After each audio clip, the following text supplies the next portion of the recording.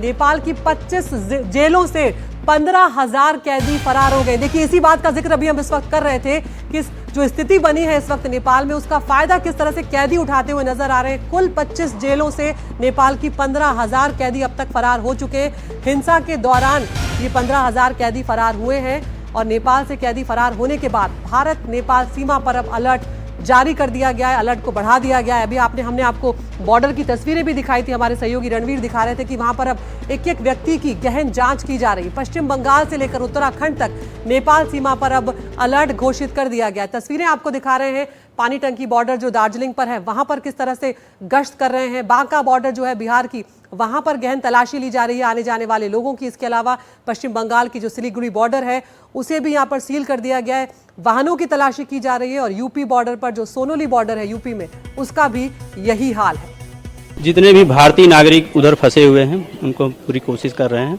जो लोग बॉर्डर पे आ रहे हैं उनको फैसिलिटेट किया जा रहा है निकालने के लिए, क्योंकि वो दूर दराज से हैं। उनके यहाँ पे कहीं होटल में थे या कहीं टूरिस्ट पर्पज से आ रखे थे, उनको फैसिलिटेट किया जा रहा है।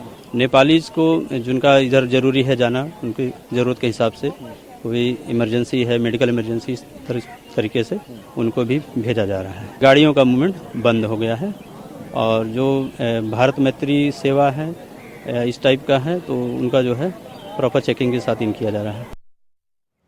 और जिस बात का डर था, देखिए वही यहां पर होने जा रहा है। बिहार में अब सीमा पर 10 नेपाली कैदी पकड़े गए, क्योंकि अब जब 15,000 कैदी नेपाल से की जेलों से फरार हुए हैं तो वो अलग अलग जगह ठिकाना ढूंढने की कोशिश कर रहे हैं। और जिस बात का अंदेशा था कि वो भारत की सीमाओं में दाखिल होने की कोशिश करेंगे, तो बिहार बॉर्डर से 10 नेपाली कैदी पकड़े गए।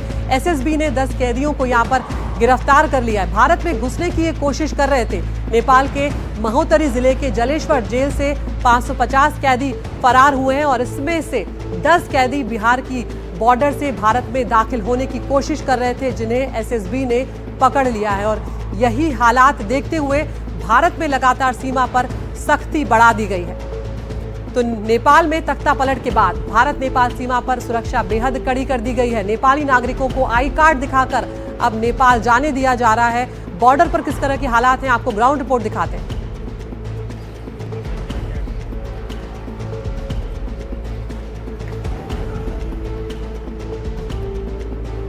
9 सितंबर को नेपाल में हुए तख्तापलट के बाद भारत नेपाल सीमा पर बेहद कड़ी सुरक्षा व्यवस्था है। मैं इस वक्त रुपैडीहा बॉर्डर पे हूँ, जो कि भारत की तरफ से बहराइच ज़िले में लगता है। और यहाँ अगर हालात आपको दिखाएं तो पहले नेपाल की तरफ आप देखिए, ये यहाँ मैं नोमेंस लैंड पे खड़ा हूँ। ये नेपाल की एंट्री का गेट है और इसके ठीक सामने बैरिकेड्स दिखाई दे रहे हैं और यहाँ पर 2 लेयर का बैरिकेड किया गया है। एक बैरिकेड बिल्कुल पास में छोटा वाला और पीछे जो पुलिस का बैरिकेड लगा हुआ है, जहाँ पर तमाम सारे लोग खड़े हैं जो कि इंडिया आना चाहते हैं। इंडिया आने के लिए उन लोगों को अनुमति है जिनके पास भारतीय नागरिकता है या भारत का कोई पहचान पत्र है, वो यहाँ पर पैदल नेपाल की तरफ एपीएफ को अपना आधार कार्ड वगैरह दिखा करके आ सकते हैं जिसकी ज़रूरत हो। अगर हम बात करें इंडिया की, तो इंडिया की तरफ से भी जो नेपाली नागरिक हैं वो यहाँ से नेपाल की तरफ जा सकते हैं। और इस वक्त आप देखिए कि एक तरफ एसएसबी और दूसरी तरफ जो तमाम पुलिस बल हैं उसकी तैनाती की गई है। कुछ ओपन बॉर्डर्स जहाँ हैं वहाँ पर पीएसी की भी तैनाती की गई है, ताकि कोई भी अवैध तरीके से भारत के अंदर ना दाखिल हो सके। तो यहाँ ये नोमैंस लैंड है, यहाँ एसएसबी खड़ी है, यहाँ पुलिस खड़ी है और साथ ही अगर पीछे की तरफ बात करें तो नेपाल आर्मी के साथ साथ नेपाल की आर्म्ड पुलिस फोर्स यानी एपीएफ, उसकी भी मौजूदगी है।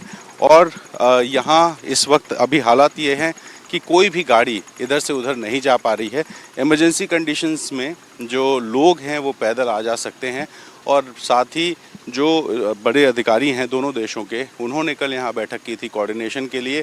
और नेपाल में जो अंतरिम सरकार बनाने की प्रक्रिया चल रही है उसके गठन के साथ साथ यहाँ जो हालात होंगे उनको सामान्य करने की कोशिश की जाएगी। लेकिन फ़िलहाल आप देखिए कि तमाम जो नेपाली नागरिक हैं वो अपना सामान लेकर के नेपाल की तरफ जा रहे हैं। यहाँ से रोका नहीं जा रहा है भारत की तरफ से, सिर्फ उनका आधार कार्ड वगैरह या नेपाल का जो पहचान पत्र है वो देख करके उनको जाने दिया जा रहा है।